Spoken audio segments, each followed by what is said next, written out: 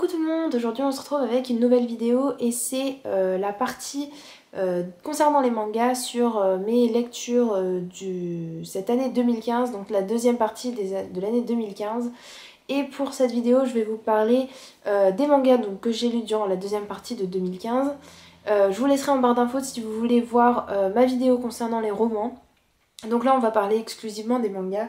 Et j'en ai lu une vingtaine, à peu près autant que les romans. Et j'ai remarqué que durant la première partie de 2015, j'ai lu beaucoup moins de mangas que pour cette partie-là.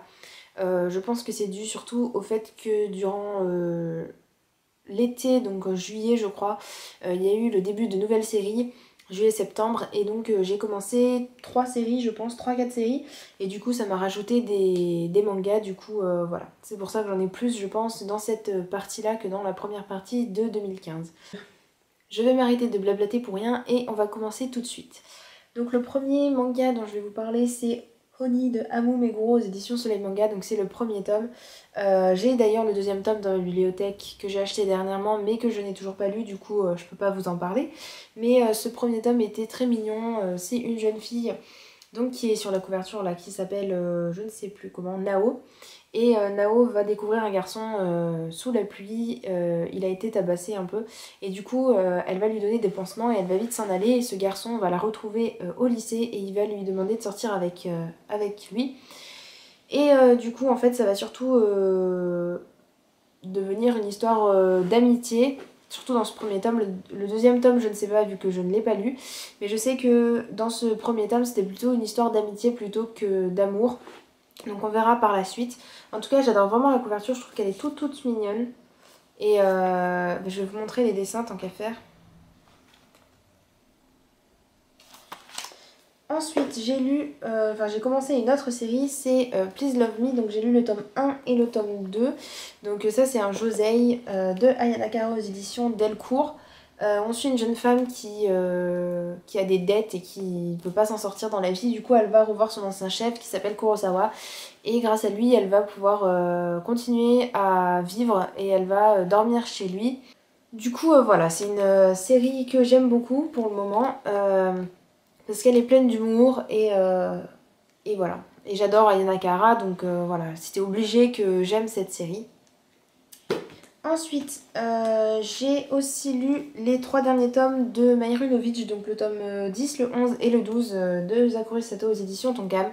Donc voilà, j'ai terminé une série cette année. Et d'ailleurs, je crois que c'est la seule que j'ai terminée, si je me trompe pas. Ou peut-être que j'ai terminé aussi Yokoi, enfin je me rappelle plus. Bref, c'est une des seules que j'ai terminées. Et voilà, c'est une série que j'ai mis dans mon top 2015 comme celle de Aya Nakahara d'ailleurs, que je viens de vous présenter. Et sauf que celle-là était sur la dernière marche du podium, du coup voilà. C'est pas une série que j'ai vraiment adorée, mais c'est une des séries que j'ai le plus aimée. Et on suit une jeune femme qui va essayer de changer d'apparence pour plaire aux garçons. Et parce qu'elle en a marre d'être un peu la risée de l'école. Et du coup elle va essayer de s'embellir et de trouver l'amour. Ensuite j'ai lu le tome 4 d'Orange de Ichigo Takano aux éditions Akata. Donc j'avais dit dans l'autre vidéo donc de la première partie de mes lectures de 2015, j'avais dit que le 5e tome sortirait certainement fin 2015 et en fait il n'est toujours pas paru. C'est une super série donc je vous la conseille vraiment. J'ai oublié de vous montrer les images dans les autres livres donc je suis désolée mais je vais commencer à partir d'ici. Tant pis pour les autres, de toute façon je pense que vous les avez déjà vus et revus et tout ça. Ensuite donc j'ai commencé la série Daytime Shooting Star, donc là j'ai les 4 tomes vu que les deux premiers étaient déjà étaient parus en même temps. Là on a les 4 tomes et du coup c'est une série que j'adore beaucoup. J'adore vraiment et je crois que je l'avais classée ma deuxième préférée, donc derrière Orange, pour mon top de l'année 2015. C'est vraiment une série que je vous conseille. On suit une jeune fille qui arrive à Tokyo, qui est complètement complètement ringarde, elle venait de sa campagne et elle va se faire son premier ami qui s'appelle Mamura, qui est un jeune garçon, et elle va tomber amoureuse de son prof qui s'appelle Shishio, qui est un jeune homme de 25 ans, quelque chose comme ça. Et du coup ça va être une sorte de triangle amoureux. Mais voilà, pas niais, qui n'a pas de mauvais côté pour le moment et qui se passe plutôt bien. Du coup je vous conseille cette série. Je vais vous montrer les dessins.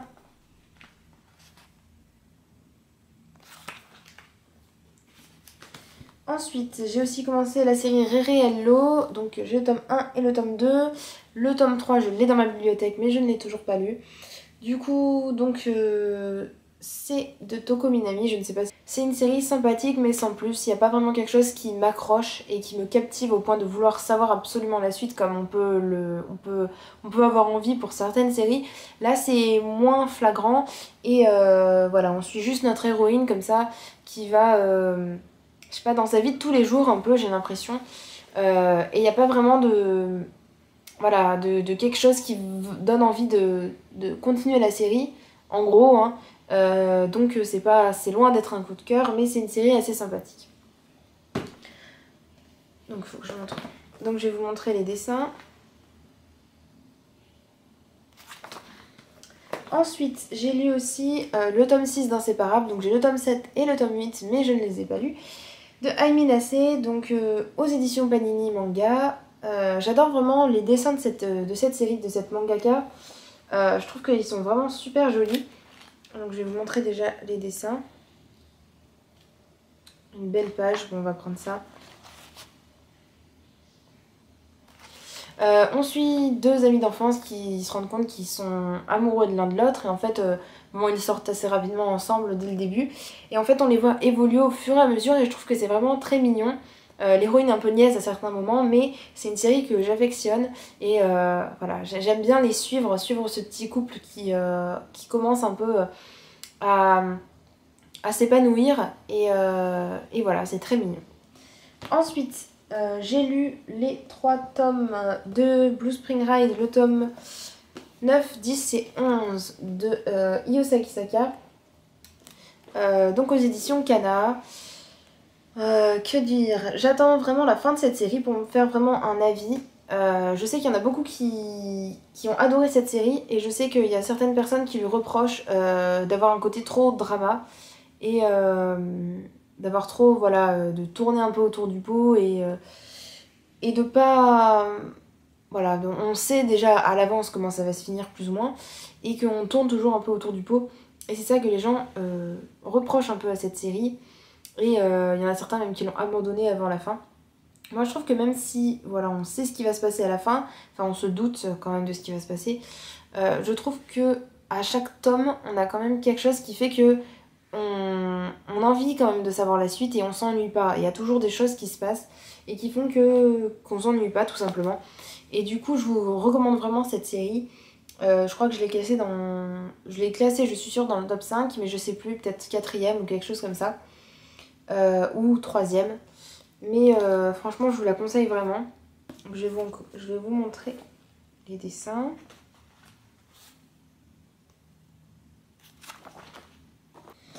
Ensuite, j'ai lu aussi Mon Histoire, le tome 7 de Haruko Kazune Kawara aux éditions Kana. Donc c'est une série, vous le savez, je vous répète à chaque fois que je vous parle de ce manga. Une série que j'affectionne pas particulièrement, mais j'ai l'habitude de finir mes séries, du coup je pense que je vais finir aussi celle-là si elle dure pas plus de 15 tomes. On suit un garçon qui s'appelle Takeo, qui joue un peu le super-héros dans cette histoire et il va tomber amoureux de Yamato qui est une jeune fille toute mignonne, toute gentille et qui est complètement, enfin assez l'opposé on va dire de Takeo et on va les voir un peu tous les deux essayer de commencer à découvrir l'amour, tout ça, mais on va dire que c'est vraiment très très lent et que on se concentre plutôt sur Takeo que sur l'histoire d'amour et du coup ça me désole un peu de voir ça. Donc j'espère que ça va avancer et qu'il va se passer vraiment quelque chose parce que voilà, ça commence un peu à me taper sur les nerfs.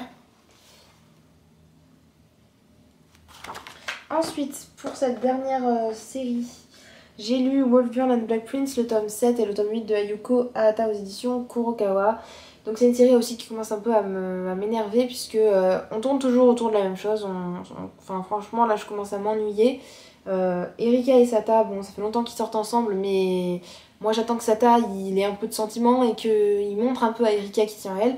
Sauf qu'il se passe strictement rien et ça commence à m'énerver un peu du coup bon, je sais pas jusqu'où ira cette série mais j'espère qu'elle s'arrêtera bientôt parce que ça commence à m'énerver sérieusement.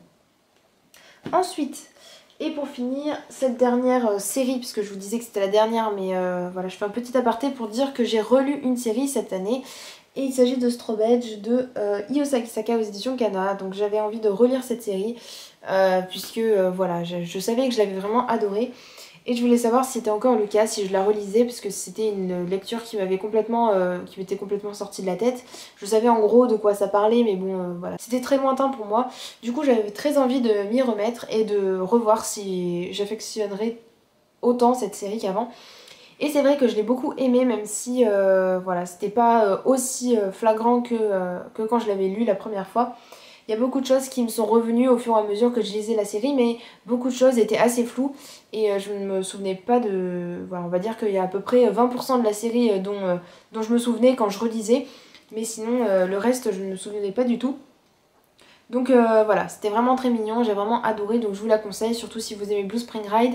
Et celui-là est un peu moins drama, si vous voyez, enfin voilà. Si Blue Spring Ride, vous avez un peu, vous étiez un peu dégoûté, que vous aimiez beaucoup Blue Spring Ride au début et que vous vous êtes rendu compte que après ça tournait un peu autour du pot et que ça allait plus, je vous conseille peut-être d'essayer celle-là, puisque c'est une série que j'ai beaucoup aimée et où on tourne moins autour du pot que dans Blue Spring Ride. Donc je vais aussi vous montrer les dessins, même si c'est à peu près les mêmes que ceux de Blue Spring Ride. Donc voilà, c'est tout pour ma vidéo, j'espère qu'elle vous aura plu. Et dites-moi en commentaire si vous avez lu des mangas cette année, combien vous en avez lu. Et si vous avez lu un de ceux-là pour me faire partager vos avis. Et voilà, je vous dis à bientôt dans une prochaine vidéo. Ciao ciao!